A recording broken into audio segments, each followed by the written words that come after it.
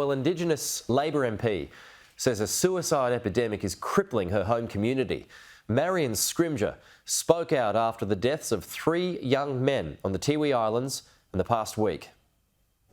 Voting in the Voice to Parliament referendum has begun at Warramyunga, but the thoughts of many Tiwi Islanders are elsewhere. We've had 3 terrible suicides in this community in less than a week. We can't have the status quo continue.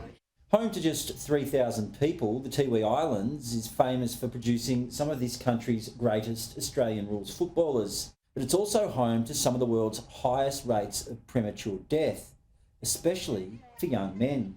For Marion Scrymgour, a Tiwi woman, this issue is personal. This is the 4th young man that I call grandson that has taken his life, and it hurts and it runs deep, and we've got to stop accepting that this is the lot of young men in remote Aboriginal communities. Ms Scrymgour has been warning for months about a rise in drug use, including methamphetamines, in Tiwi communities. People are talking about the cheeky one again, which is Kronic, which causes, and in the past has caused a lot of issues with young men not being able to cope once they've smoked it.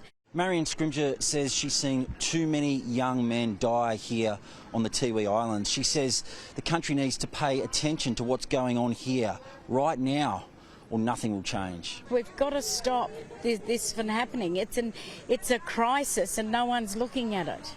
While the issue of suicide in remote communities has been taboo, Ms Scrymgour says she's speaking out in the hope it might drive change. But the issue of young men and suicides always seems to slip under the radar, and I think we've got to stop ignoring it. Something's got to give. We can't keep accepting that young men are ending their lives in remote communities without asking the question of why and where's the resources. She says she'll be holding urgent meetings this week with the police and the Northern Territory Government. Matt Cunningham, Sky News, Warramyunga.